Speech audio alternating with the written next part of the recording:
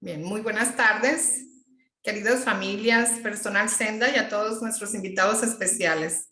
Nos complace mucho saludarles y darles la bienvenida a nuestra conferencia magna, la nueva generación pandemios, retos, fortalezas y oportunidades. En esta noche tenemos el honor de contar con la presencia del doctor Jesús Amaya Guerra como expositor de esta conferencia. El doctor Guerra ya nos ha acompañado en otras ediciones de nuestra conferencia magna y bueno, y agradecemos enormemente que en esta ocasión también haya aceptado nuestra invitación.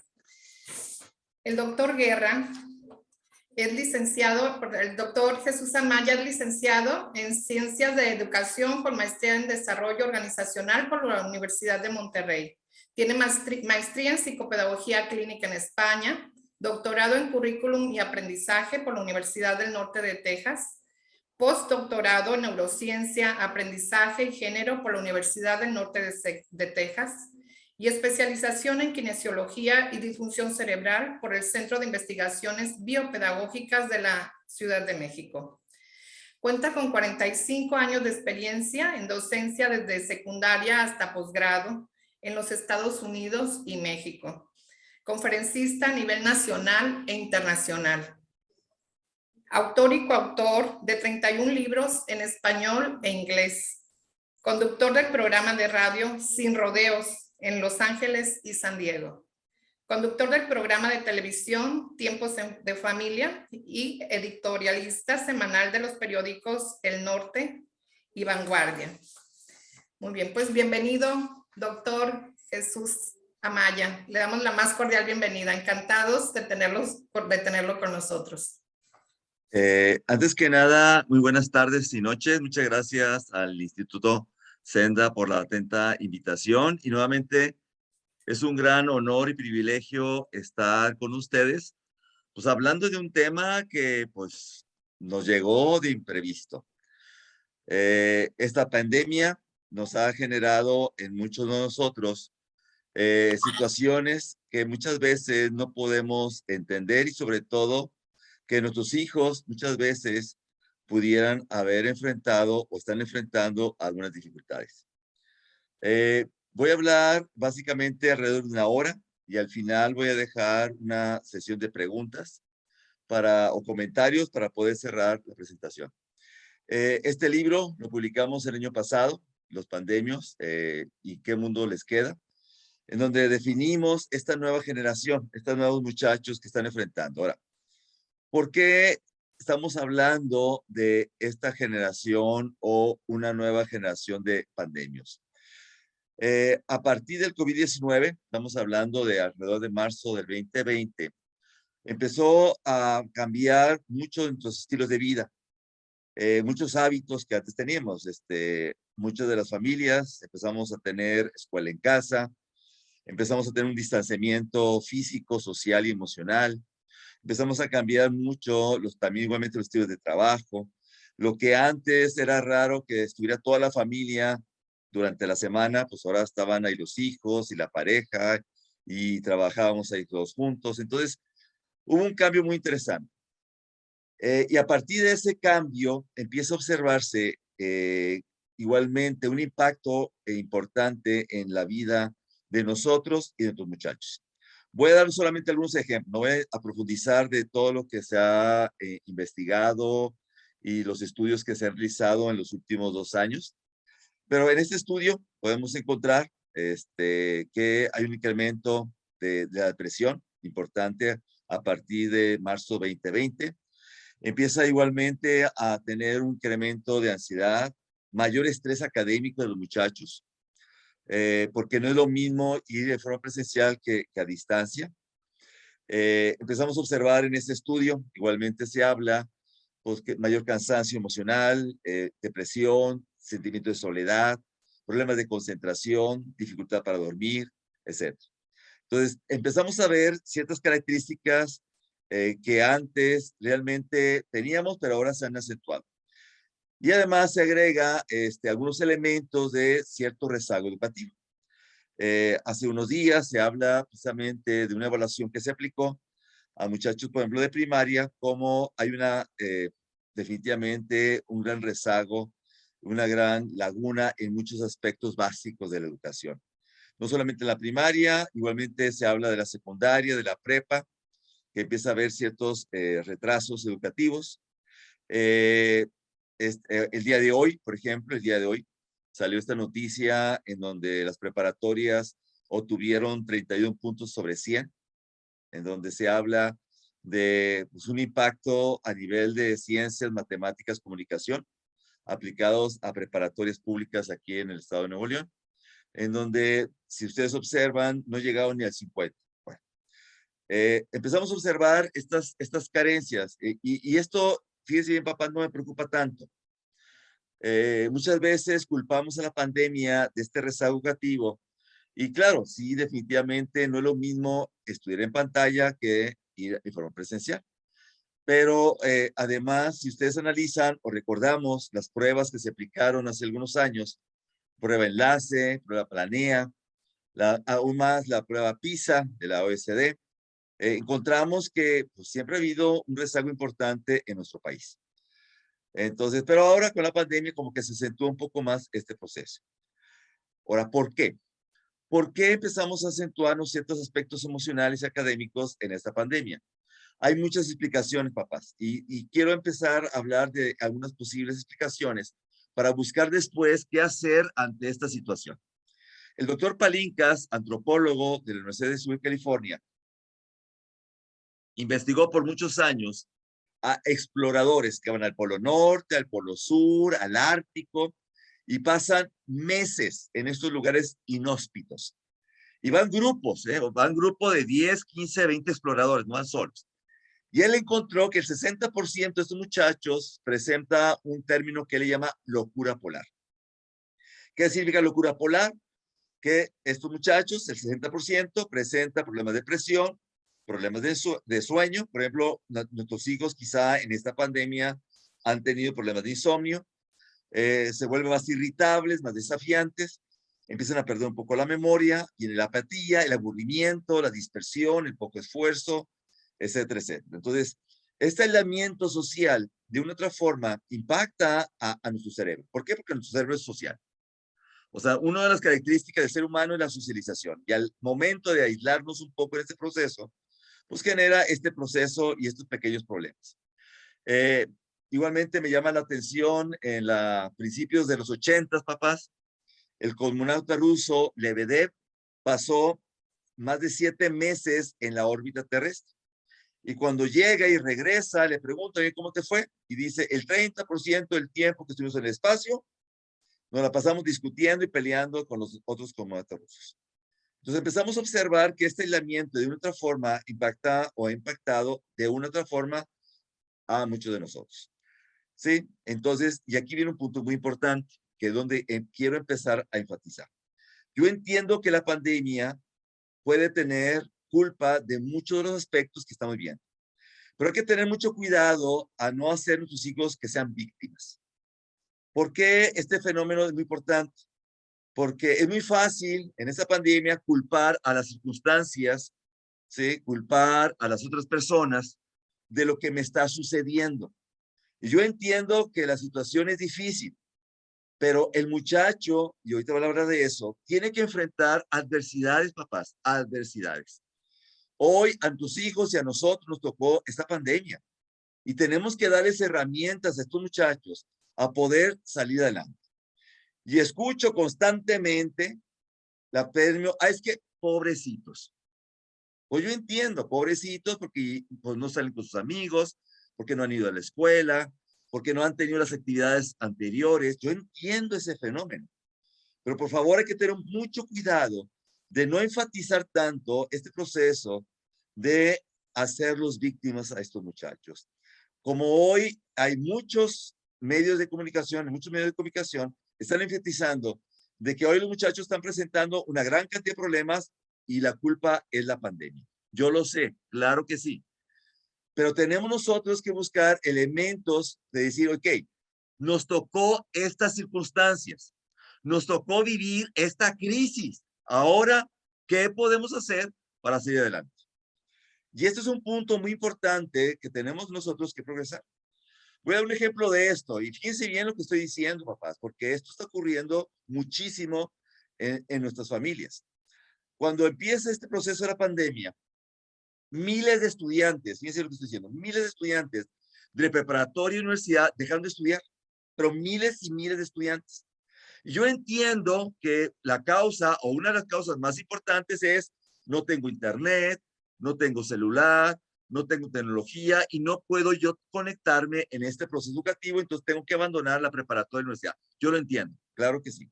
Sin embargo, el INEGI hizo un estudio muy interesante hace un año y encontró que estas personas que dejaron de estudiar no solamente dejaron por la tecnología, sino muchos más dejaron porque es aburrida, no me gusta, me cansa, me distraigo, no aprendo, no me concentro. Y yo entiendo que este proceso es diferente y este proceso de aprender a través de la pantalla, como lo estamos haciendo actualmente, es más difícil, lo sé perfectamente. Pero no hay otra forma, papás, no hay otra forma de aprender. Y muchas veces los muchachos prefirieron abandonar que decir, ok, yo encuentro que estos medios tenemos estas grandes dificultades, pero voy a poner mayor esfuerzo, mayor energía, voy a poner mayor atención, voy a tratar de distraerme menos, etcétera, etcétera. Entonces, muchos de nuestros hijos o muchos de los muchachos, en vez de enfrentarlo con valor y con perseverancia y trabajo duro, abandonaron. Y esto es algo crítico porque si hoy abandonan, en un futuro van a abandonar cualquier cosa, van a abandonar su escuela, van a abandonar sus estudios, van a abandonar el trabajo, van a abandonar su familia, etcétera, etcétera. Entonces hay que tener un poco cuidado en este proceso. ¿Qué podemos hacer? Aquí viene lo interesante ahora. Vamos a ver, ¿qué podemos hacer ante esta situación? La NASA en Estados Unidos, sabiendo que sus astronautas viven estas consecuencias negativas cuando están en el espacio, empezaron a encontrar cuáles son esos factores que yo o la NASA puede desarrollar en la Tierra para entrenar a estos astronautas a enfrentar mejor este proceso de aislamiento. Y desarrolló estudios del lado izquierdo, viajes a largo plazo, y del lado derecho, viajes a corto plazo. Y si ustedes observan, los dos primeros factores se repiten, tanto viajes de corto y largo plazo. ¿Y qué encontraron ellos?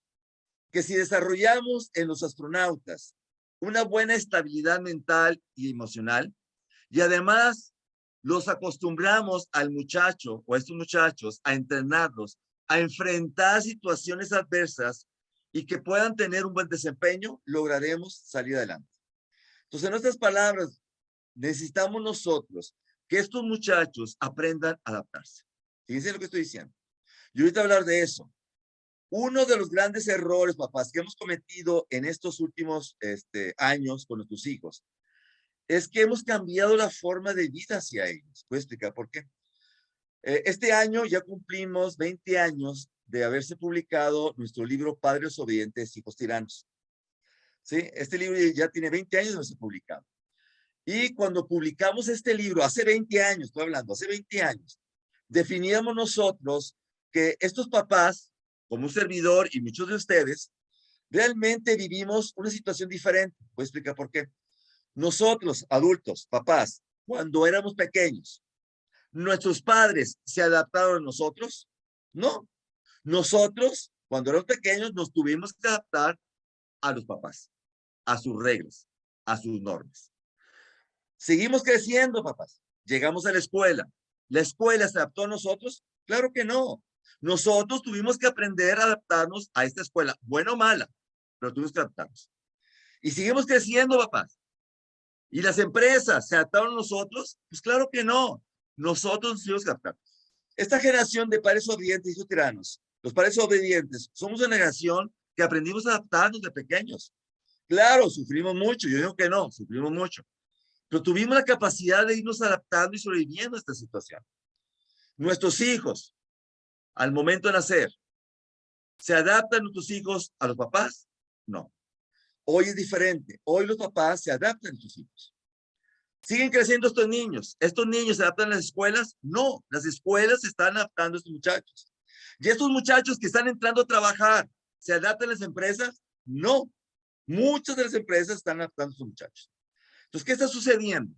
Que estamos viendo una situación de hijos que no están entrenados a adaptarse a vida adversidades, a luchar, ¿sí?, de carencias. No están acostumbrados a ese proceso. Entonces viene este COVID, viene esta pandemia, en donde el muchacho empieza a tener una gran cantidad de límites y la pandemia, pues, perdón, no se puede adaptar a ellos. Entonces viene esta crisis emocional en muchos de ellos. Hay un estudio muy interesante realizado en Estados Unidos hace poco, que publicaron resultados. Los que somos mayores de 50 años, ¿sí?, fíjense bien, que vivimos la pandemia, claro, es difícil para nosotros, pero hemos aprendido a salir adelante. Fíjense bien. Pero en cambio, los muchachos que ahorita tienen 15 años, 20 años, 30 años, son la generación que más ha tenido problemas en esta pandemia. Y lo vemos observar, ¿por qué? Porque es un estilo diferente de educación. Entonces, papá, necesitamos nosotros ir educando a estos muchachos. Y por ello, el doctor Shanker, en su libro, extraordinario por cierto, dice lo siguiente: lo que determina nuestro comportamiento, nuestra conducta en la escuela, el trabajo, en la vida, es la autorregulación. Papás, necesitamos nosotros entrenar a tus hijos a autorregularse, papás, autorregularse. Y voy a un ejemplo de esto, un ejemplo.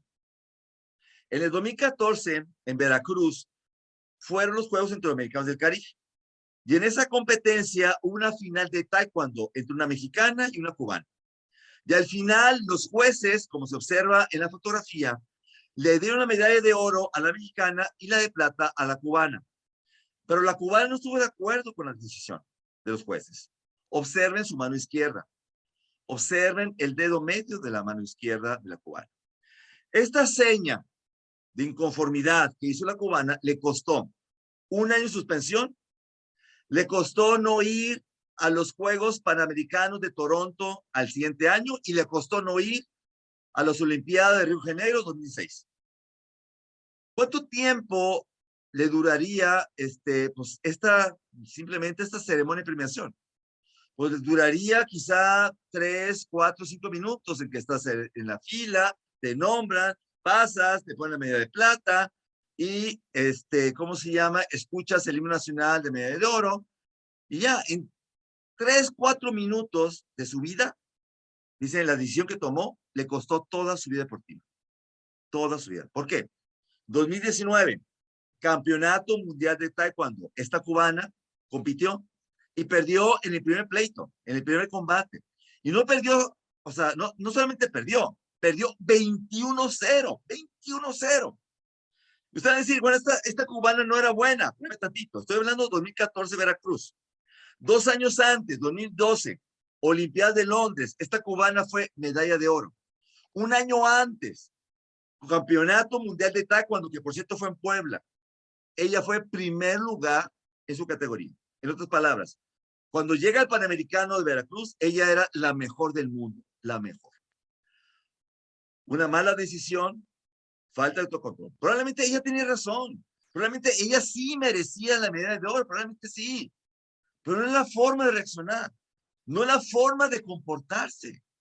¿Qué hubiera hecho ella? Pues simplemente pasar, aceptar la medalla de plata, terminaba escuchar el himno nacional, terminando la ceremonia, va con los jueces y hace una protesta formal. Y ya, todo lo demás no ha ocurrido. Y esto es un punto importante que tenemos que enseñar a tus hijos. Y hoy nuestros hijos, desafortunadamente, no están teniendo esa capacidad de autocontrol, esa capacidad de poder regular sus conductas. ¿Y saben por qué? Hay muchas causas, pero una causa es esta, papás, y hay que tener mucho, mucho cuidado. El psiquiatra francés Michel Demuet publicó este libro hace 2 años, La fábrica de cretinos digitales. Y él dice que nuestros hijos es la primera generación, ¿sí?, menos inteligente que los papás. En los últimos 60 años, nuestros hijos son la primera generación que va a ser menos inteligente que los papás. Y lo habla con 7 puntos menos. ¿Y por qué? Porque nuestros hijos se están enfrentando a un mundo realmente en donde la tecnología está abundando. Él habla a nivel mundial, niños de 2 años, 3 horas diarias, Niños de 5 años, el muchacho está enfrentándose de 8 a 12 años, 5 horas diarias, los adolescentes 7 horas diarias, etcétera. El muchacho de hoy se está enfrentando a una situación en donde el muchacho no se puede autorregular. Llega el niño con ustedes. Mamá, papá, estoy aburrido. ¿Y qué hacemos? Toma, hijito. ¿Estás aburrido? Toma, hijito. No. ¿Estás aburrido? Ponte a barrer, ponte a trapear, ponte a leer, ponte a resolver el rompecabezas. El muchacho necesita que en este mundo tiene el tener elementos en donde él pueda canalizar ese elemento de aburrimiento. Hoy el muchacho simplemente está viviendo con la tecnología. Y hoy estamos teniendo un problema bastante fuerte en este proceso y sobre todo en esta pandemia. Yo entiendo, papá, fíjense lo que estoy diciendo, que hoy la escuela en casa ha incrementado el número de horas de pantalla en tus hijos y lo entiendo perfectamente. La escuela, el maestro, las tareas, los proyectos, yo lo entiendo muy bien. Y eso a mí no me preocupa, Paz. Eso no me preocupa. Lo que me preocupa es el uso de pantalla de ocio, el uso de pantalla recreativo que le llaman. Ahí está el problema. Y en ese uso recreativo, de manera habla de que el adolescente está usando 7 horas, no académicamente, sino en forma recreativa. Y esto está generando un cambio importante en el desarrollo de los muchachos en muchos aspectos. Hoy en la mañana recibí una llamada de una escuela de Chihuahua, por cierto, que quieren que yo trabaje en su escuela. Y me dice la directora de la escuela, maestro, necesito que hable con los papás porque hemos encontrado alumnas de sexto de primaria que envían imágenes y videos eróticos a sus compañeros de tercero y cuarto de primaria y utilizan esos animes, ¿sí? Los que son los que utilizan estos dibujos animados, pero eróticos. Y la directora está muy preocupada porque las niñas están teniendo un impacto enorme en este proceso, sobre todo de este tipo de acceso a tecnología, en donde no hay filtros, papá, no hay filtros. Y sobre todo no hay filtros porque realmente este tipo de videos pornográficos o eróticos de los animes, ¿sí? Genera un cambio en la identidad del muchacho, una crisis de identidad en tus muchachos, y fuertísimo, muchachos, fuerte. Y lo estamos viendo en este proceso. Y entonces, ¿qué está sucediendo? Estamos teniendo una generación que está expuesta con demasiada tecnología. Y los papás no estamos supervisando en este fenómeno. ¿Y qué está pasando con esta generación? Que ante tanta tecnología está desarrollándose una adicción que se llama adicción a la dopamina. ¿Qué es la dopamina? La dopamina, papás, la dopamina es un neurotransmisor que produce placer. Y esta dopamina se produce de forma natural. Y la dopamina es el motivo más importante de la motivación, papás. Motivación. Si yo les pregunto a ustedes, ¿quién de ustedes le gusta leer? Leer. A mí me encanta leer. ¿Por qué nos gusta leer? Porque el cerebro produce dopamina. ¿Quién nos gusta hacer actividad física? A mí me encanta. Produce dopamina. ¿Quién nos gusta comer? Dormir. O sea, la dopamina es un elemento biológico que nos ayuda a sobrevivir y motivándonos a generar placer. Y es totalmente normal. El problema es, papás, que hoy nuestros hijos se están enfrentando a estímulos que son mucho más potentes y producen mucho más dopamina que el leer un libro, que hacer una actividad física, que el estar en la familia, etc. Y entonces empezamos a encontrar un punto crítico en este desarrollo. Y voy a explicar por qué, papás. Por eso hay que tener mucho cuidado en donde el muchacho realmente no viva con tanto placer en este tiempo de tanta tecnología. Voy a explicar por qué. En la década de los 50, dos científicos canadienses, Oz y Miller, hicieron un estudio muy interesante con ratas. Les conectaron en el cerebro electrodos y entrenaron a la rata a hacer lo siguiente. Si oprimía la palanca del lado derecho, la rata le producía en su cerebro dopamina, palanca del lado derecho. Pero si oprimía la palanca del lado izquierdo, producía comida, agua o dormir. Entonces, si la rata tenía sueño, oprimía la palanca del lado izquierdo y puede dormir, no hay ningún problema. O si tiene hambre o tiene sed. ¿Qué pasó con todas las ratas? Todas las ratas sin excepción, todas las ratas murieron, sin excepción. Porque es tan potente la dopamina que el cerebro cambia la jerarquía, papás. Cambia la jerarquía de la vida. Entonces, por eso, papás, una recomendación. Yo sé que es muy difícil, papás, muy difícil. Esto no puede estar en la recámara de sus hijos. No puede estar. ¿Por qué? Porque esto genera más dopamina que el dormir. Es que no tengo sueño.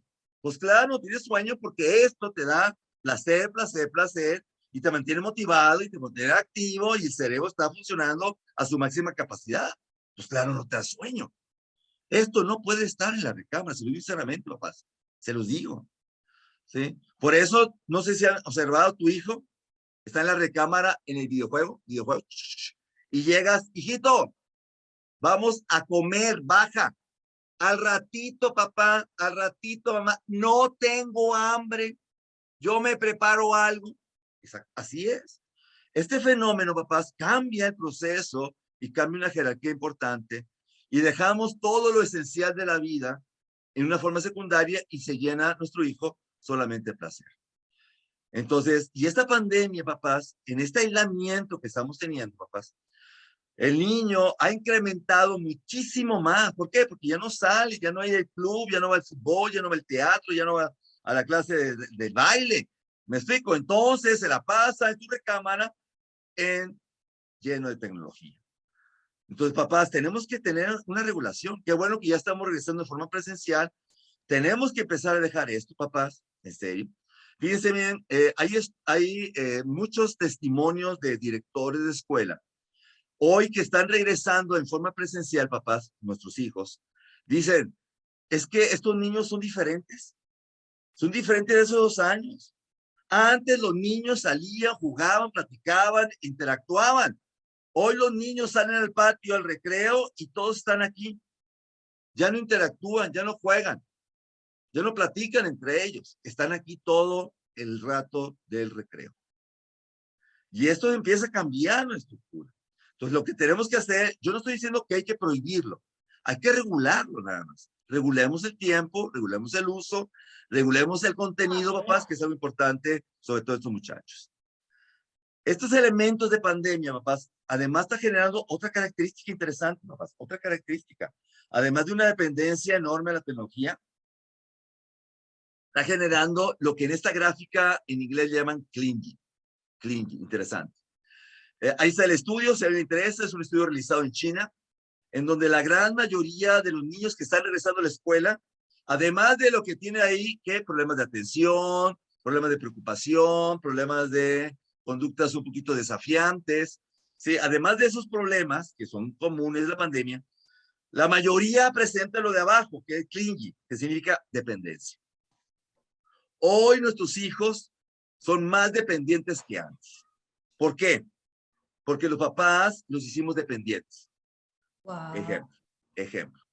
Cuando antes de la pandemia, un niño preescolar llegaba a la escuela, la maestra decía, chicos, saquen la crayola azul. El niño en el salón de clase escuchaba él la instrucción, entendía él la instrucción, abría su mochila, sacaba el estuche, él solito seleccionaba la crayola azul y decía, maestra, aquí está mi crayola azul. Hoy en la pandemia, el maestro le dice a los niños, saquen la crayola azul, mamá, papá, abuelito, no sé quién está al lado, abre la mochila, escucha la instrucción, selecciona y le da al niño la crayola azul. Hoy empieza a haber una gran dependencia en los muchachos. 2 años de dependencia, se los digo. Y empezamos a recibir esos correos. Este correo es de Chiapas. Una escuela muy preocupada precisamente, que de una conferencia, que dice, ahora en la pandemia, hemos observado que muchos padres están solapando a los hijos cuando se justifican que no se conectaron a la clase o al examen. No entraron a la actividad o no cumplieron con algo que se resultó porque se les fue internet, cuando muchas veces no es así. Empezamos nosotros, pues ni modo, a protegerlos, a sobreprotegerlos y a justificarlos en muchos procesos. Esto lo acabo de recibir, este correo, ¿me explico? Lo acabo de recibir. Y el correo dice, voy a partir de la segundo párrafo, dice, ahora que retomamos la presencialidad, nos estamos topando con situaciones que nos preocupan y que tienen que ver con las habilidades de los jóvenes, tales como solucionar problemas, comprender indicaciones, manejo de información, tolerancia a la frustración. Y esto acuda a usted, ya que nos gustaría invitarle a una plática sobre la resiliencia. Papás, así está. Y el problema, y fíjense bien, papás, no es que la pandemia ocasionó esto. El problema es que estos muchachos no pudieron adaptarse a esta pandemia y por consecuencia, estos muchachos tienen estas carencias de habilidades. Pero no es la pandemia, papás. Con o sin pandemia, el muchacho puede generar estos problemas o más problemas. El problema es que no estamos entrenando y educando al muchacho a enfrentar estas dificultades y habilidades. Entonces empezamos a tener pérdida de estudio, de trabajo, etc. Por eso me llama la atención este artículo que dice lo siguiente, no lo voy a leer todo, solamente el primer párrafo. Dice el siguiente. El peor daño que se le hace a una persona es darle todo. Quien quiera anular a otro solo tiene que evitar el esfuerzo, impedirle que trabaje, que proponga, que se enfrente a los problemas de cada día que tenga que resolver dificultades. Y hoy, papás, en estos 2 años, muchos de nosotros hemos solucionado, le hemos resuelto todos los problemas a los muchachos. Tenemos estas dificultades, es común, en donde ahora en las escuelas hay grupos de mamás de WhatsApp de tareas. Quiero preguntarles a ustedes, papás, quiero preguntarles.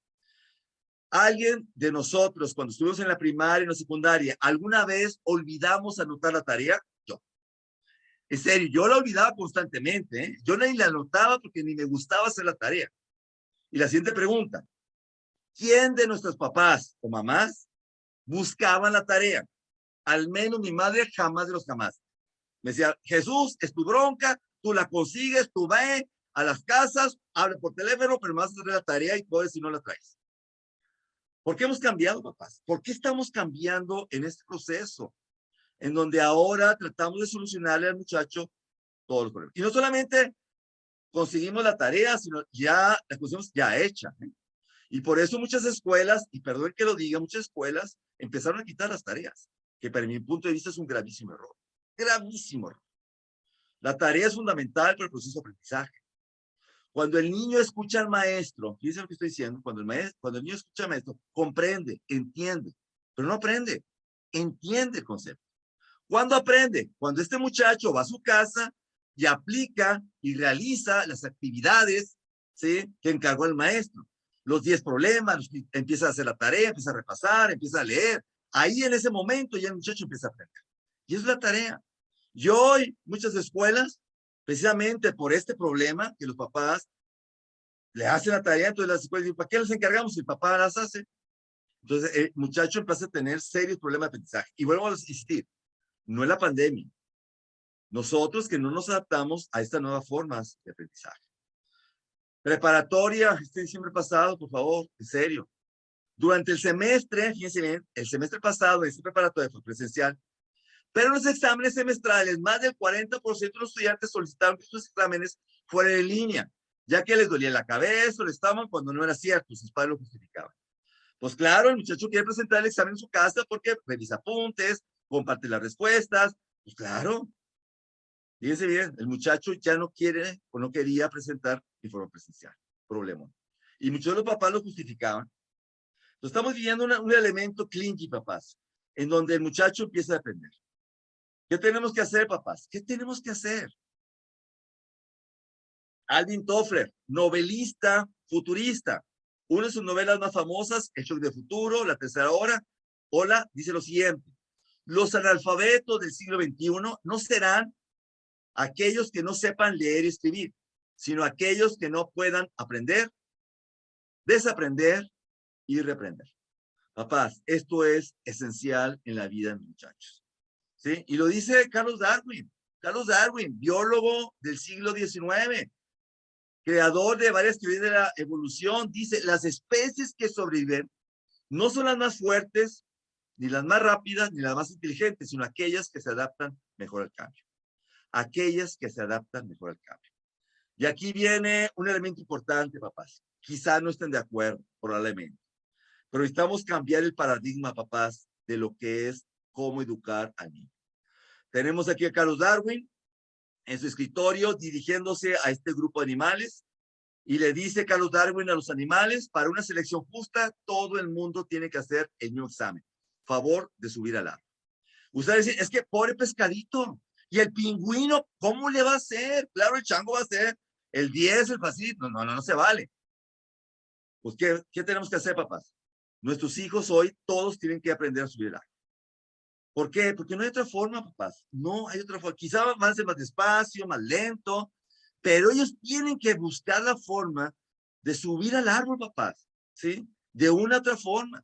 Porque el medio ya no se está adaptando a nuestros hijos. Tenemos nosotros que buscar la forma que ellos darles las herramientas, ¿sí? Para que puedan salir adelante en su vida. Y no lo estamos haciendo, papás. No lo estamos haciendo.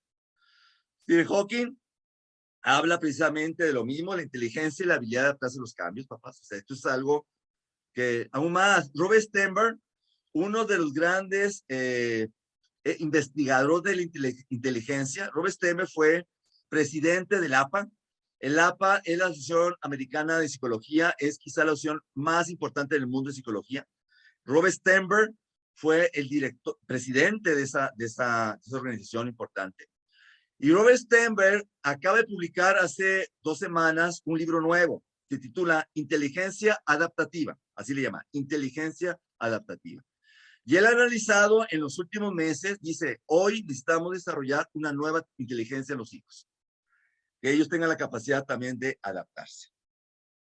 Y para ello yo entiendo que ser madre y padre no es fácil, y menos en esos tiempos. Yo lo sé, es muy, muy difícil y más en esos tiempos. Y las escuelas también, o sea, no es solamente la familia, las escuelas, las organizaciones, las empresas, no es fácil en esos tiempos. Y muchas veces, papás, vamos a ir contracorriente, ¿eh? Este libro lo publicamos hace 2 años, en donde hay una gran presión de la familia. Que aquí está el tercer elemento de esta pandemia. Muchos papás no quieren decir un no. ¿Por qué? Porque no quieren perder el amor de los hijos, no quieren ir contra la corriente. Y esto es algo importante que tenemos que reflexionar nosotros como padres de familia. Que algunas veces, fíjense bien lo que voy a decir. ¿Cuál es el objetivo más importante de ser padre o de ser madre? ¿Cuál es el objetivo más importante? El objetivo más importante de ser papá o de ser mamá no es que mi hijo me quiera. Fíjense lo que estoy diciendo. No es que mi hijo me ame, sino que preparar a mi hijo al camino tan difícil que le va a tocar. Ese es mi objetivo, prepararlo. Y si en ese caminar mi hijo me odia, pues ni modo, hijito, es parte de la vida.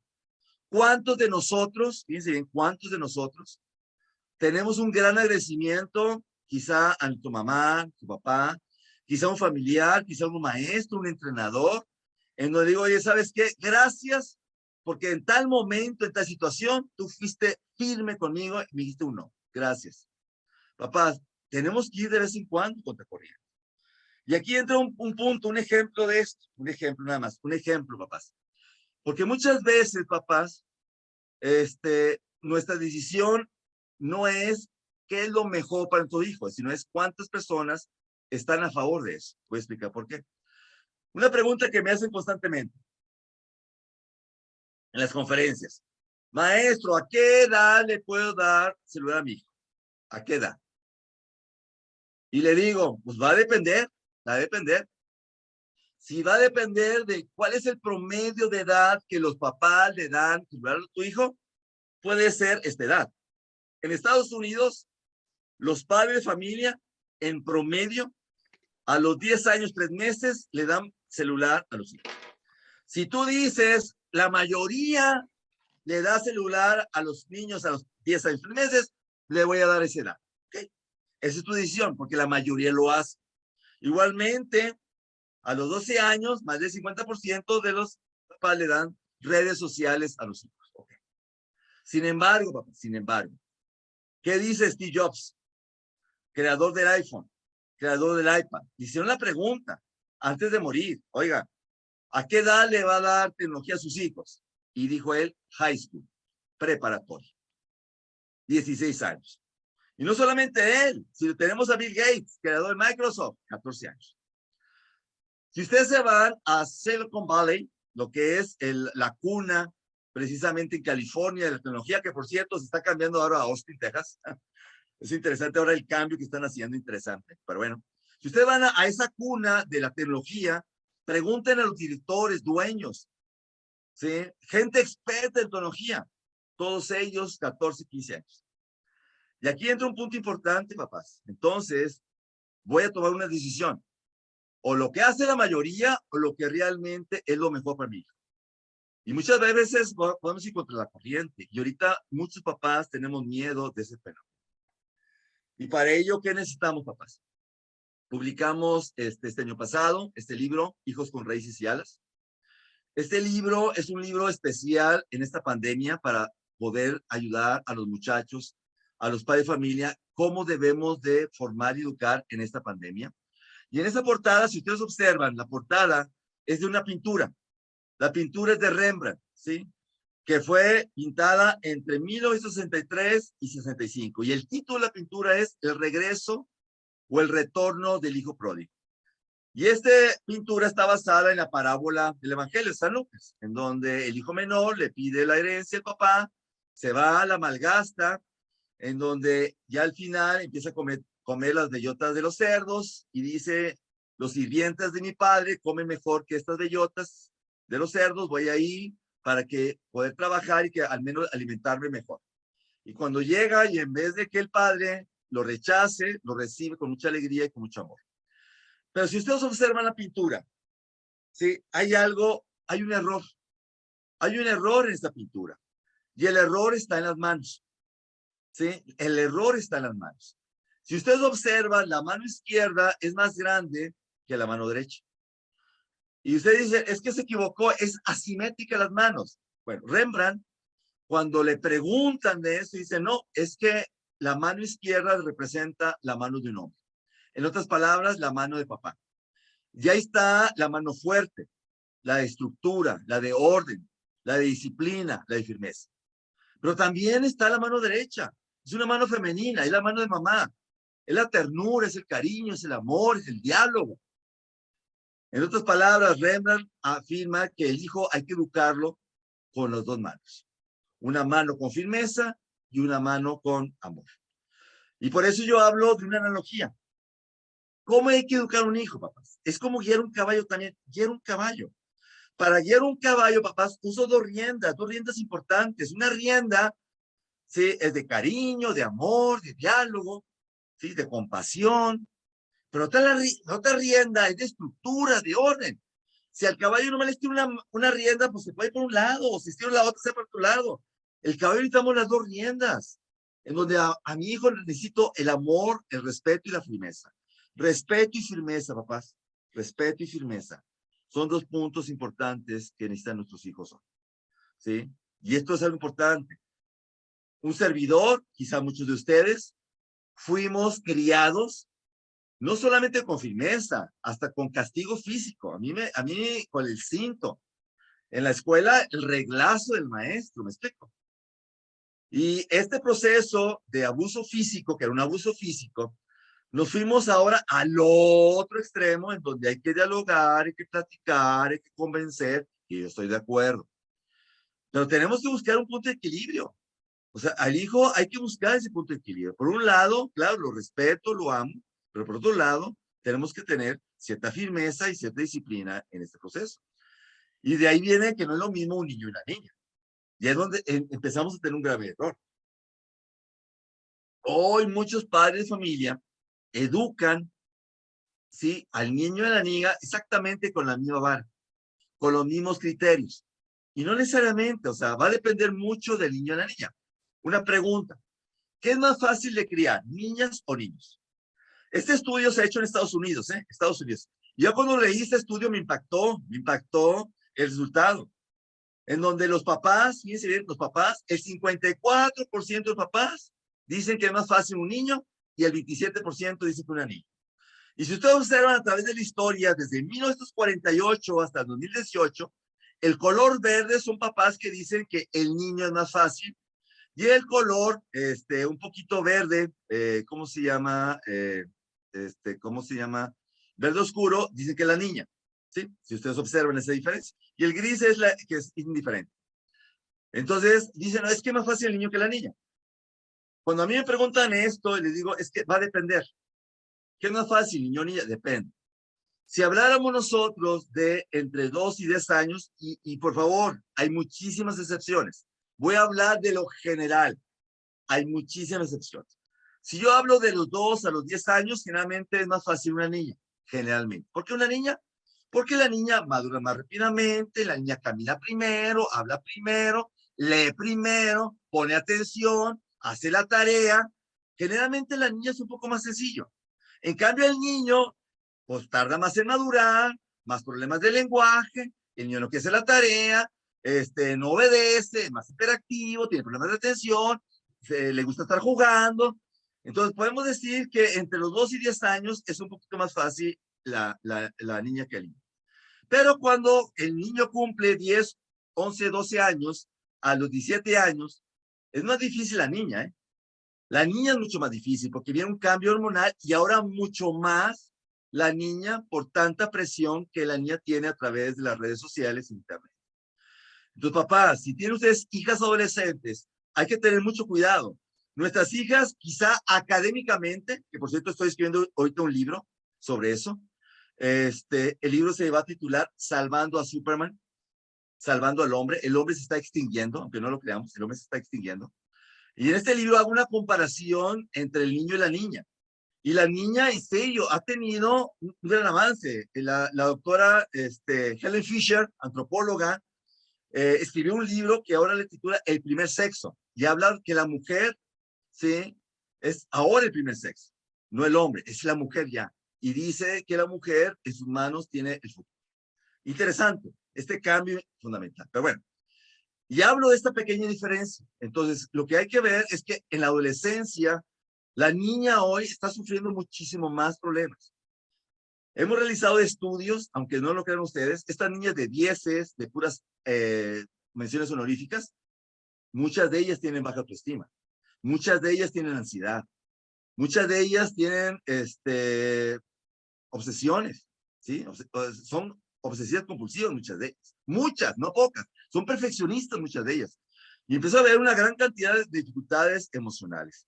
Entonces, no porque la niña vaya muy bien en la escuela, en lo demás está muy bien, pues hay que tener un poco cuidado hoy en esta pandemia. Hoy en esta pandemia observamos chicas adolescentes y universitarias. Yo trabajo con muchachas universitarias, la mayoría porque doy clases en la carrera de educación y la carrera de psicopedagogía y la mayoría son mujeres.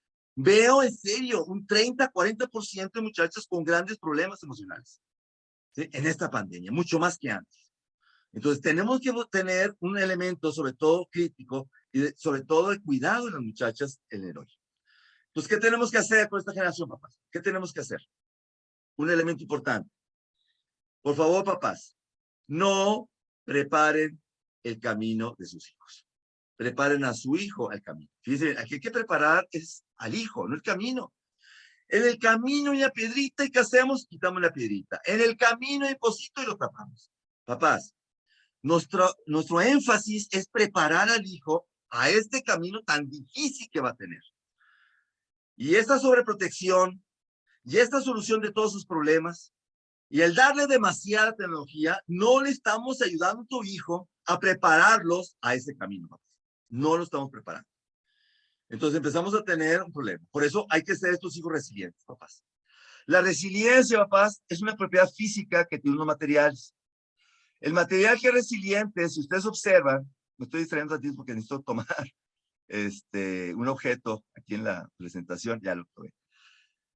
Un material resiliente se deforma por el calor, la presión, y como es resiliente regresa a su estado natural. Por ejemplo, la liga. La estaba tomando, por cierto. La liga, si yo le agarro los extremos y la estiro, pues se deforma. Pero al momento de soltarla, la liga regresa a su estado natural o normal. Este fenómeno físico se llama resiliencia. Ahora se aplica a la psicología. ¿Qué significa un muchacho resiliente?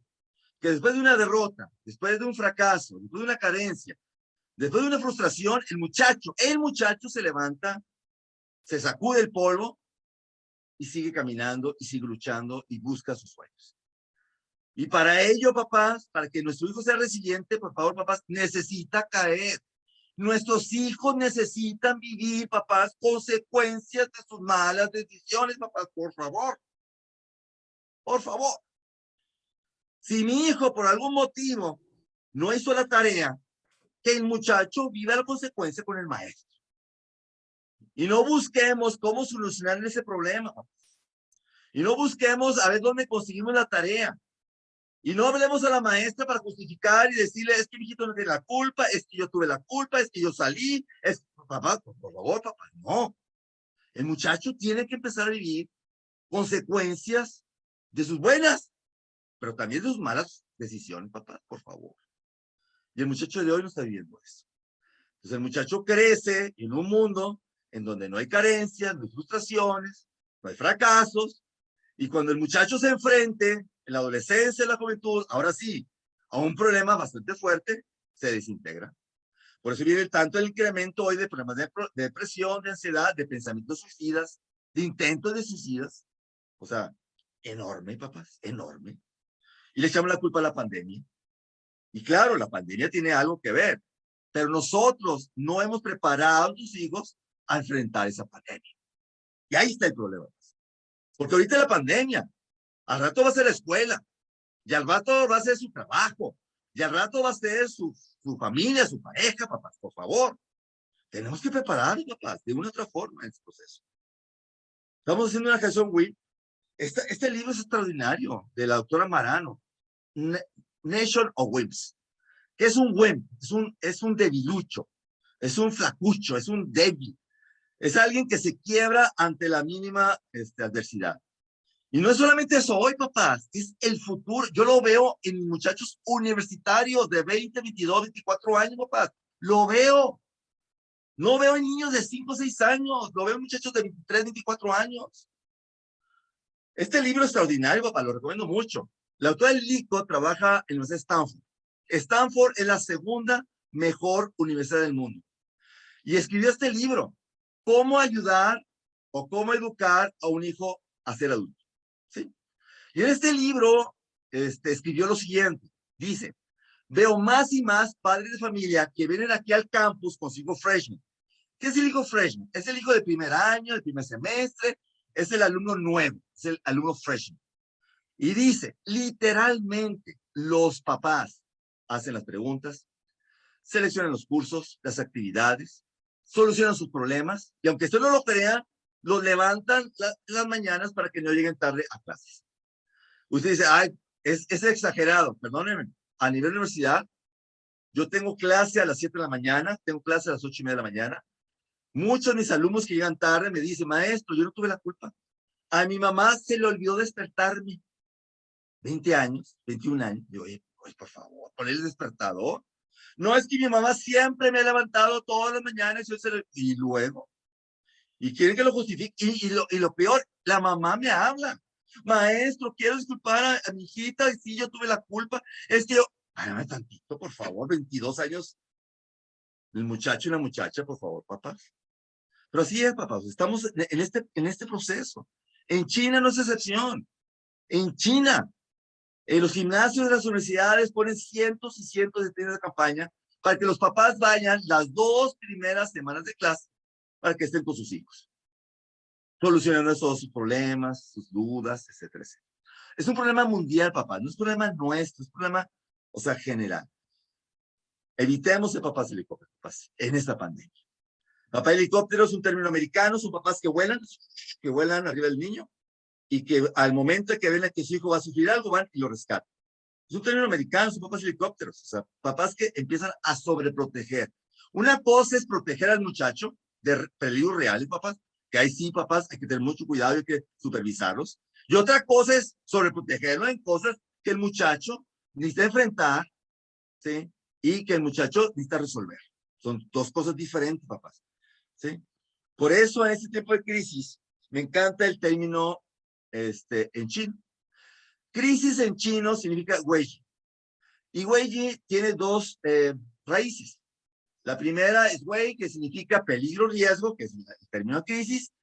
Pero la segunda raíz última, Jin, significa oportunidad. Papás, estos tiempos de crisis, estos tiempos de dificultad, son elementos, que nos ayuda a salir de nuestra zona de confort, papás. O sea, no es solamente una connotación negativa, claro que nos ha impactado negativamente, pero también Son momentos que nos generan de... Y con eso termino, papás. Con eso termino mi presentación para dejar unas simples preguntas. ¿Qué podemos hacer, papás? Bueno, un ejemplo. Me encanta esta biografía del doctor Ben Carson. Ustedes lo han visto, tiene una película. Perdón por el comercial, en Netflix, en español se llama Manos Milagrosas. Gifted Hands. Y él tiene su autobiografía. Ben Carson es el primer neurocirujano a nivel mundial que pudo separar con vida dos niños siameses unidos por el cráneo. Y no solamente lo hizo una vez, lo hizo varias veces, pero fue el primer neurocirujano. Ben Carson, ¿sí?, fue candidato presidencial de los Estados Unidos. Es una persona inminente, es una persona realmente popular, importante y muy, muy inteligente. Ustedes dicen, bueno, es que Ben Carson, pues creció, pues quizá en la mejor universidad del mundo, o creció en la mejor escuela, el mejor barrio, la mejor familia. Pues no, papás. Ben Carson creció en un suburbio de Detroit, en un suburbio lleno de violencia, de drogas. En la peor de las pobrezas que podemos imaginar, creció Ben Carson en ese ambiente. Cuando él asistió a la primaria, era el peor alumno de toda la primaria. Hay una anécdota que aparece en la película, pero también lo tiene en su libro, en donde la maestra de quinto primaria le dice a sus alumnos, resuelvan 30 problemas de matemáticas. Al terminar de resolverlos, le dicen, por favor, compartan su examen con su compañero para que lo califique. Y después la maestra empezó a tomar las calificaciones y llega con el compañero que revisó Ben Carson. Y le pregunta, ¿cuántas buenas sacó Ben Carson? Y el niño le dice, en inglés, 9. Y la maestra, le dice none, perdón. El niño le dice none a la maestra y la maestra entiende 9. Y le dice, oye, Ben, te felicito, sacaste 9 buenas de 30. Y el compañero le dice, no, it's not 9, it's none, es 0. En serio, Ben Carson realmente sufrió muchísimo en todo su proceso educativo. La mamá, 24 hermanos, cursó hasta tercero de primaria, para que vean ustedes, tercero de primaria, no sabe leer ni escribir. Se casó a los 13 años, tuvo 2 hijos, divorciada, por cierto, y ella se dedicó a limpiar casas. Y ella empezó a observar que las personas populares, las personas famosas y las personas de éxito tenían biblioteca. Y ella dedujo lo siguiente, dice, creo que la lectura le va a ayudar a nuestros hijos. Entonces un día llega a la casa, sus hijos están viendo la televisión y le dice la mamá a los hijos, ustedes están perdiendo mucho tiempo en la televisión y por ello no serán exitosos. A partir de hoy solamente van a ver 2 programas a la semana. Y Ben Carson le reclama, ¿cómo que 2 programas? Y además no podrán jugar en la calle o ver programas hasta después de hacer su tarea. Pero mamá, si todos mis compañeros y amigos juegan después de la escuela. Y su mamá les responde, probablemente lo hagan, pero no tendrán el éxito de ustedes. Además de hacer su tarea, van a leer 2 libros cada semana. Y dice que Ben Carson esto le cambió todo su mundo. Papás, esto se llama cultura familiar. Necesitamos generar valores, papás, valores de familia, que podamos nosotros impregnar a tus hijos, ¿sí?, en actitudes positivas, en valores, para que el muchacho pueda tener en un éxito en un futuro y sobre todo que los tiempos vienen cada vez más difíciles, papás, más difíciles. Ok, termino mi presentación, voy a dejar de compartir para ahora sí dejar el momento de comentarios, de preguntas en ustedes. Gracias.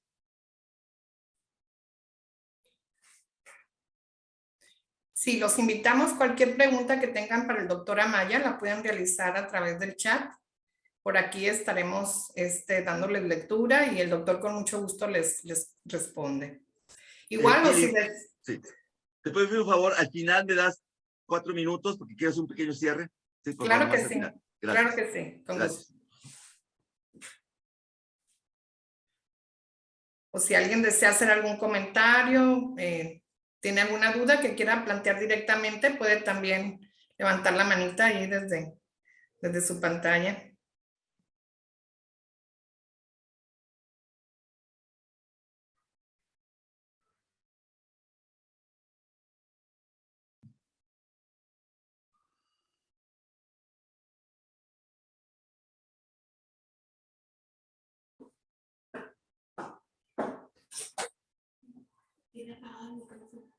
No.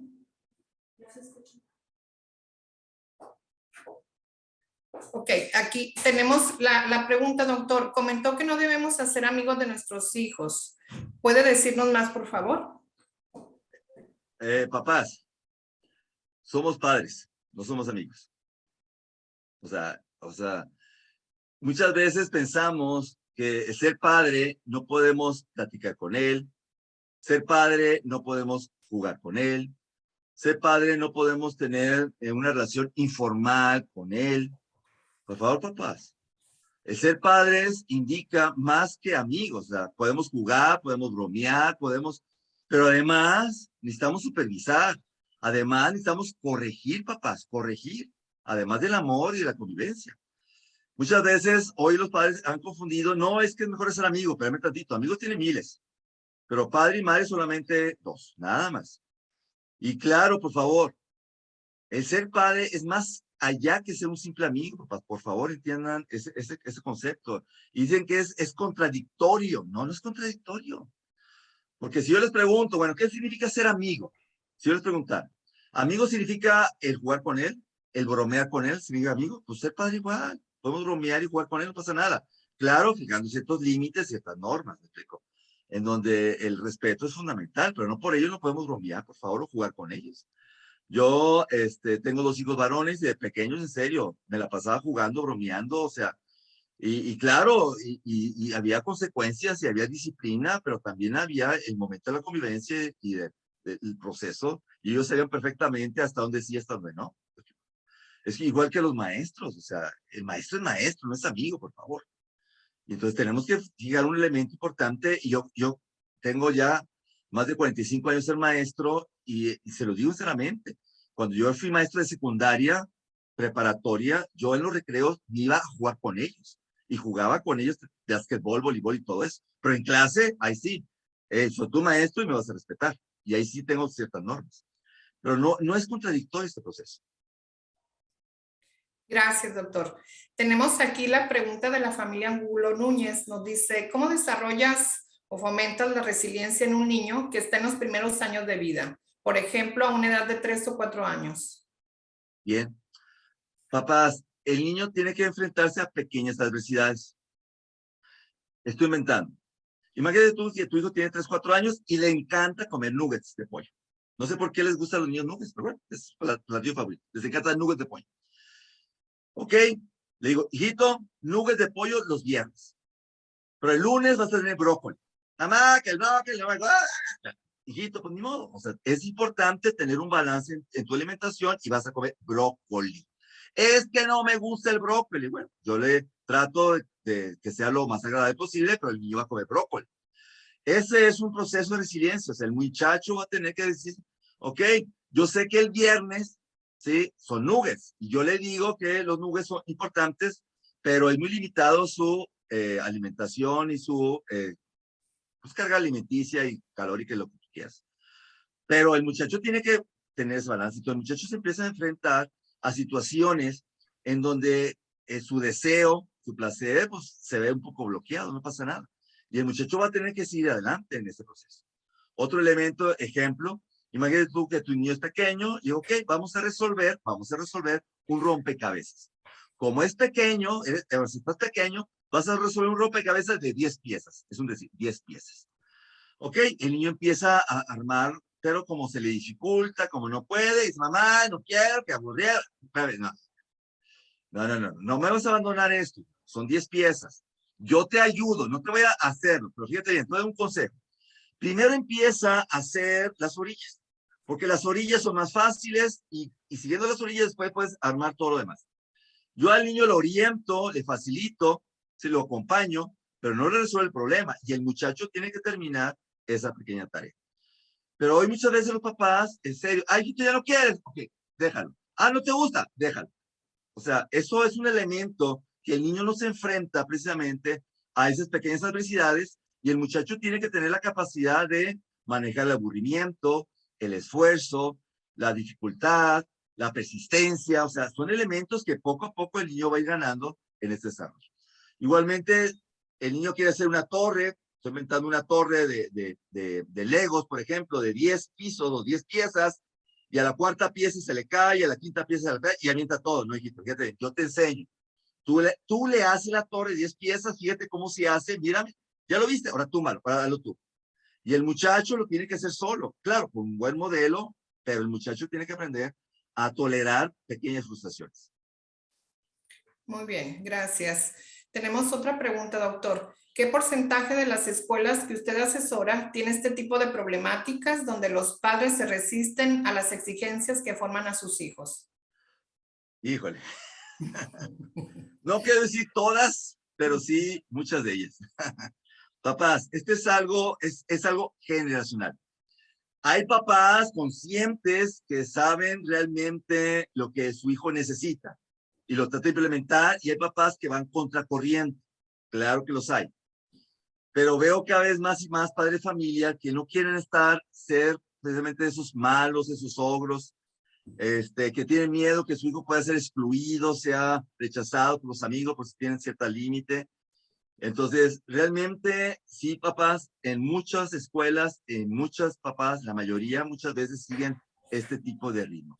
Entonces, simplemente hay que tener un poco cuidado. O sea, yo no estoy diciendo que hay que prohibirle todo al muchacho, por favor, no. Sino simplemente el muchacho tiene que tener cierto orden, cierta estructura, cierto horario. Aún más, yo se los digo, papás, la libertad se gana, papás, no se regala. Los privilegios, papás, se ganan, no se regalan los privilegios. Y muchas veces el niño tiene apenas 10, 11 años y le das celular, le das iPad con todo abierto. Espérame tantito. Tiene 9, 10 años, tiene 11 años. O sea, hay que supervisarlo, hay que ver si el muchacho tiene la suficiente madurez, la responsabilidad de hacer un buen uso de esa tecnología. No me lo pueden dejar solos, por favor.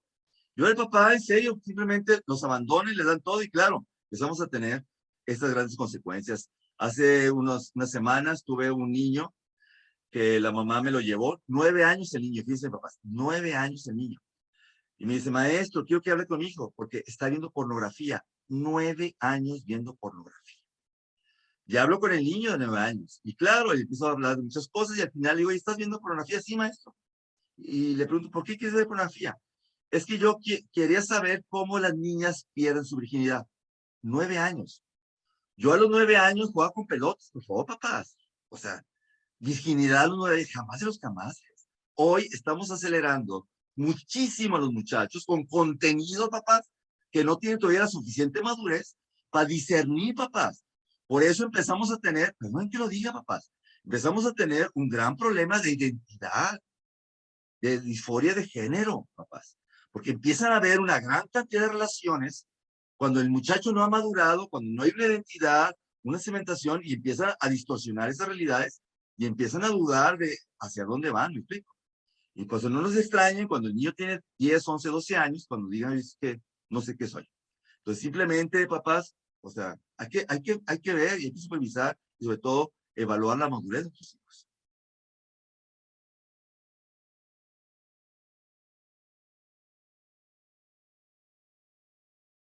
Pili, hay que encender el micrófono. Pili. Perdón. Sí, Sí, no. gracias. El señor Gonzalo Peraza pregunta, doctor, ¿cuáles serían los 5 puntos para preparar a mis hijos para el camino? Ay, 5 puntos, qué bárbaro. O sea, hombre, qué bárbaro. Un punto importante es tener nosotros el proceso de cada hijo es diferente, papás. Y cada hijo va a necesitar quizá soltarlo o estirarle dependiendo lo que es el muchacho. Voy a un ejemplo de esto. Imagínate tú que vas caminando por la calle y en tu mano izquierda, llevas a tu hija de 6 años y tu mano derecha a tu hijo de 5 años. Vas caminando. Y de repente, en una cochera sale un perro sumamente bravo. Y tu hija de 6 años, sin pedirte permiso, se suelte tu mano, se arranca corriendo y va a acariciar el perro que está en la cochera. Y ladra el perro. Y ella va a acariciar.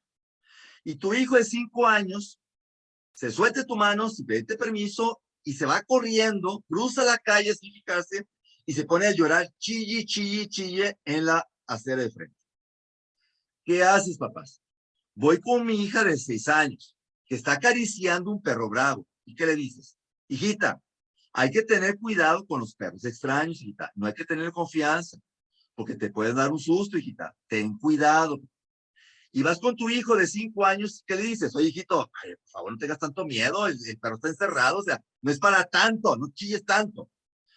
Los dos reaccionar, ante la misma situación, hay dos reacciones diferentes. Y yo como papá y como mamá, yo tengo que adecuarme a cada niño dependiendo cómo es su madurez, cómo es su reacción, cómo son sus conductas. Yo no puedo implementar las mismas reglas a los dos, por favor. Es imposible, ¿sí? Mi abuelo decía que los hijos son como los dedos de la mano. Sí, pertenecen a una palma, pero los dedos son totalmente diferentes. Y es cierto, me explico. Entonces, igualmente, si tú tienes a dos hijos gemelos, cuates, por ejemplo, el cuate mayor llega de la escuela, come y sin que le digan nada, hace la tarea, cumple sus responsabilidades, y el cuate menor, el gemelo menor, llega de la escuela, come y quiere jugar, no quiere hacer tarea, no quiere hacer nada. ¿Con quién vas a ser más firme? Pues vas a ser un poco más firme con tu gemelo menor. Y el gemelo menor te va a decir, es que tú no me quieres, es que tú prefieres a mi hermano mayor, ahí no le dices, pues sí, porque él no necesita, tú sí necesitas. Entonces, ahí es donde tenemos nosotros, papás, y claro que duele, papás, yo no digo que no, duele muchísimo ese proceso, pero tenemos que tener pequeñas diferencias en donde uno necesita, es como el papalote. El volar un papalote, ¿qué hago? ¿Le suelto el hilo? No, le suelto poco a poco. Y conforme el papalote va volando, lo voy soltando, y si el papalote empieza a temblar, le estiro, le doy un buen estirón. ¿Para qué estiro el papalote? Para que no se me caiga. Y después, ya que se estabilizó el papalote, lo vuelvo a soltar, y lo voy soltando poco a poco. Es un proceso de soltar y estirar. ¿Me explico? Soltar y estirar el proceso. ¿Hasta cuándo? Hasta que yo esté seguro que suelto el papalote y el papalote no cae. En ese momento lo suelto. 15 años, 20, 30, 40, y no sé a qué edad, pero no lo suelto antes. Y nuestros hijos es algo parecido, papá. Es un soltar y estirar constantemente. Y claro que si mi hijo me cumple y es responsable, lo voy a estar soltando, soltando, soltando. Pues les digo, los privilegios se ganan. La libertad se gana, no se regala. Y ellos te tienen que regalar. Perdón por los 5 puntos, pero ya me extendí con este primer punto. Perdonen. Para dar oportunidad a otras personas. Sí, gracias, doctor. Bueno, bien, tenemos otra pregunta. ¿Cómo se puede manejar la situación con un niño que después de explicarle que hizo algo incorrecto y tiene una consecuencia, empieza a decir que es malo o tonto o no vale nada? La cuestión es la siguiente. Primero, jamás voy a relacionar la conducta de un niño con la persona. Jamás. ¿Sí me explico? Eso es algo que tenemos que tener mucho, hay que separar. ¿Sí? La cuestión es, yo te estoy regañando o te estoy dando consecuencia no por lo que eres, sino por la decisión que tú tomaste. Eso el muchacho hay que separarlo completamente, ¿sí? Completamente, ¿sí? Entonces, no es que seas malo, hiciste algo malo, pero no eres malo, hiciste algo malo. Son dos cosas muy diferentes. Y tenemos que estar siempre enfatizando con él para que vaya cambiando ese proceso de chico. Y si el niño dice es que soy un tonto, muy probablemente es quizá la historia que ha tenido él, lo hemos enfocado a sus conductas con la persona. Por eso hay que tener mucho cuidado, papás, jamás identificar las conductas con la persona. Otro ejemplo diferente y opuesto. Jamás le digas a tu hijo que es inteligente. ¿Y entienden lo que estoy diciendo? Es que tú eres el niño más inteligente de la escuela. No, hombre, tú eres el genio de genios de matemáticas. No hay nadie como tú en el mundo que sea más inteligente de matemáticas porque tú sacas puros 10. Estamos identificando la conducta con la persona. ¿Y qué va a suceder en un futuro cuando este niño que cree que es muy inteligente se enfrente a un problema, se enfrente a un fracaso? Lo va a abandonar, porque no quiere lastimarse su percepción de la persona. ¿Qué tenemos que hacer? Tenemos que reconocer, ¿sí?, su esfuerzo, sus actividades, no su persona. Hijito, te felicito porque sacaste 10 matemáticas. Y te felicito porque hiciste la tarea, porque pusiste atención, porque trabajaste duramente. O sea, mi énfasis es hacia las conductas, no hacia la persona. Porque si empezamos nosotros a llenarlo al muchacho, eres un campeón, otro es el otro, olvídate, el muchacho se enfrenta a otro niño que es mejor que él y va a abandonar. Conozco una gran cantidad de niños que son buenísimos en fútbol, buenísimos, y llega otro niño igual o mejor. Mamá, ya no quiero ir. Mamá, ya estoy aburrido. ¿Por qué? Porque desafortunadamente empezamos a impactarle a la persona y no a lo que es. Entonces simplemente decimos, hijito, es que tu compañero entrena un poco más. A ver, entrena más. Pon atención. Fíjate bien, hay que practicar este ejercicio. Entonces, el énfasis siempre va a ser en su esfuerzo, en su conducta y no en la persona. Hay que tener un poco de cuidado en eso.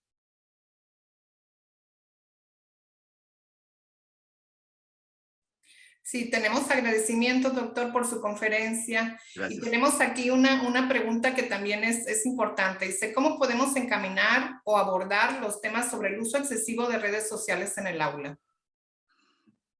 Bueno, en el aula, no sé, ahí sí es cuestión de la escuela, yo creo, no sé. O sea, en la escuela, no creo, yo creo que, ay, perdón, no sé si meta la pata, pero realmente las escuelas tienen filtros, o sea, tienen controles, ¿me explico? O sea, en donde regulan el no uso de ciertas redes sociales, supongo, ¿me explico? Ahora, el problema es que los muchachos tienen ciertas claves, ese es el problema.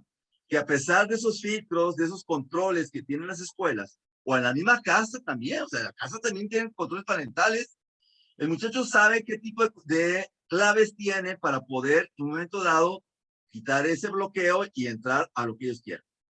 Entonces, en mi punto de vista, creo, o sea, salvo que la escuela diga, ¿sabes qué? Entren a este tipo de red social, ahora sí van a usar esto.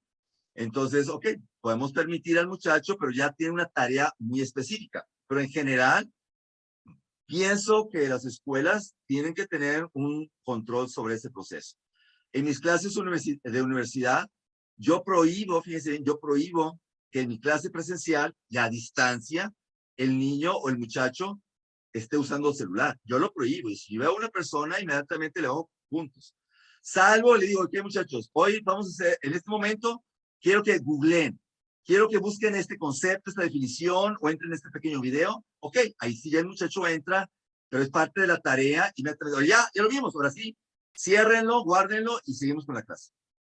Entonces, no creo que haya mucho problema, bueno, no veo en ese proceso, salvo que el muchacho pueda violar esas normas. Y claro, si la escuela tiene ciertas normas del no uso de redes sociales y es descubierto, pues inmediatamente pues viene ahí una consecuencia disciplinaria hacia el muchacho que debe aprender. Muy bien, muchas gracias. Sigue habiendo, doctor, más agradecimientos y felicitándolo por la conferencia. Aquí Gracias. también nos hacen la sugerencia, la familia Gamboa Camacho nos dice muchas gracias por su aporte, sobre todo esa bibliografía que nos muestra como herramientas. Y la película Manos Peligrosas, hay que verla, dicen. Manos prodigiosas. Ah, ok, es prodigiosa. Manos milagrosas. O milagrosas, perdón, milagrosas, Sí. perdón. Sí, gracias, perdón. Yo también he andado mal. Gracias. Muy bien. Manos milagrosas, excelente. Sí, y bueno, aquí nos preguntan cuántos estudios de conducta hay en México sobre la pandemia en los niños.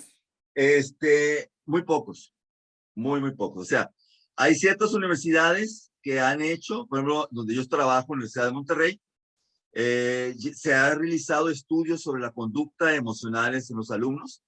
Igualmente, otras universidades privadas y públicas lo han estado haciendo. Pero así que digas, así a nivel todo el país, no creo que haya mucho en ese proceso, salvo que ustedes conozcan algo que hayan realizado en todo el país. Pero sí existe, o sea, sí hay esos elementos y sí es un poco alarmante sobre los problemas que nos están llegando. Ahora, vuelvo a insistir, no es nada nuevo este proceso, no es nada nuevo. O sea, hace más de 2 años teníamos esos problemas que ahora se han incrementado un poco más, claro, se incrementó un poco más, pero la problemática sigue y a lo mejor puede haber sido la pandemia u otros elementos que han incrementado. Hay un elemento importante, papás, que el director general del Hospital Psiquiátrico de la Ciudad de México encontró, dice que uno de los elementos en esta pandemia es el incremento de adicciones. Ese sí es un hecho. O sea, hoy tenemos muchachos que han incrementado más las adicciones, lo que es el alcohol, lo que es la marihuana, lo que es el videojuego, lo que es la pornografía, lo que es igualmente las apuestas, etcétera. O sea, sí ha habido un incremento muy importante porque son muchachos que no han podido canalizar estos vacíos que están teniendo o estos aislamientos, o este distanciamiento tanto físico y social, en muchos de esos. Entonces, en vez de canalizarlos en elementos más positivos como hacer actividad física, leer, quizá meditar, lo canalizan desafortunadamente en ese aspecto de adicciones. Muy bien. Bueno, pues hay muchas inquietudes, doctor, y preguntas y agradecimientos. Ya por último, porque sé que ya estamos un poquito con el tiempo pasado, pero bueno, creo que es importante compartir. Nos pregunta Gonzalo Peraza, nos pregunta, ¿en qué redes podemos encontrarlo? Tengo Facebook, Instagram, tengo mi página web, Jesús Amaya Guerra. Ahí me pueden encontrar. Entonces, y ahí publico generalmente mis artículos semanales, ahí estoy publicando. Entonces, en cualquier momento, igualmente, la escuela tiene mi correo electrónico. Si a alguien le interesa, encantadísimo, denle mi correo electrónico y podemos ir platicando sobre algún tema. Es un gran honor y placer. Gracias. Claro que sí, con mucho gusto. Y bueno, pues las preguntas que nos quedaron pendientes se las estaremos llegar al doctor, claro que sí. Bueno, y él pues ya nos compartió y con gusto les hará llegar también su respuesta. Muy bien, pues doctor, muchísimas gracias, de veras, de todo corazón. Realmente ha sido muy enriquecedor pues escucharlo y sobre todo pues agradecerle que haya compartido con nosotros sus conocimientos y su experiencia sobre este tema tan importante. La verdad pues esto es un reto para todos y bueno, nos queda claro que es importante preparar a nuestros niños y a nuestros jóvenes para el camino. Pero primero pues tendremos que hacer esa capacidad de adaptación cada uno desde los hogares y desde la escuela también. Muy bien, pues muchísimas gracias. Bien, gracias a ustedes. ¿Puedo Bien. contar una pequeña anécdota? No sé si me den tiempo. Sí, claro, sí. Más para cerrar este proceso. Sí, claro. Hace unos años, papá, ya con esto cierro. Hace unos años estaba dando una conferencia en Estados Unidos y al final se me acerca uno de los participantes y me dice, soy el secretario de Educación de Sudáfrica. Lo quiero invitar a Sudáfrica a darnos esta conferencia. Hablé sobre disciplina, porque tenemos un problemón en Sudáfrica, tanto con padres de familia y maestros. Me invita a Sudáfrica a 5 ciudades y doy talleres, cursos, seminarios allá a padres y maestros. Y en ese viaje me invita a 2 safaris fotográficos. Y un safari, que es lo que quiero comentar con ustedes, es Kruger. Kruger es el parque nacional más grande de Sudáfrica y uno de los más grandes del mundo. En el año 2006 encontraron rinocerontes blancos muertos.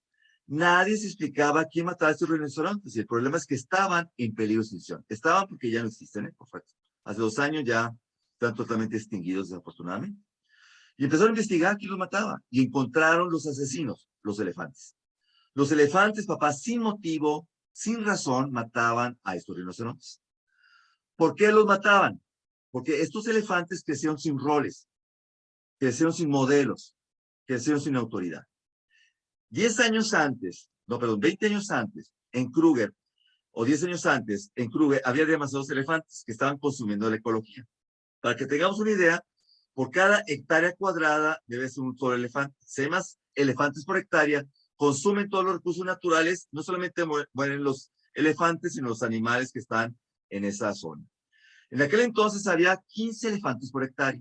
La solución era sacarlos de los parques, nomás que el problema era que no había camiones suficientemente grandes para sacarlos. ¿Y la solución cuál fue? Matarlos. Y tengo el video.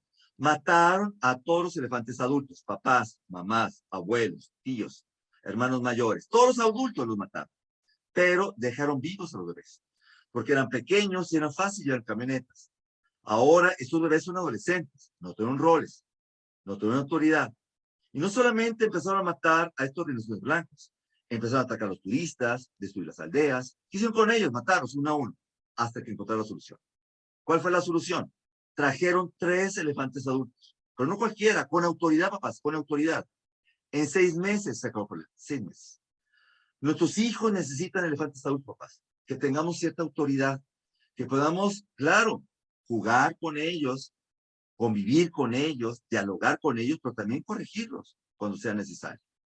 Respeto y firmeza, papás, es algo fundamental que tus hijos muchas veces necesitan en ellos. Gracias por la invitación, muy buenas noches y hasta la próxima. Cuídense. Muchísimas gracias, doctor. Gracias. Agradecemos Gracias. también la presencia de todos los padres de familia que nos acompañaron en esta noche, personal de Instituto Senda y a nuestros invitados especiales. Muchísimas gracias. Buenas noches a todos.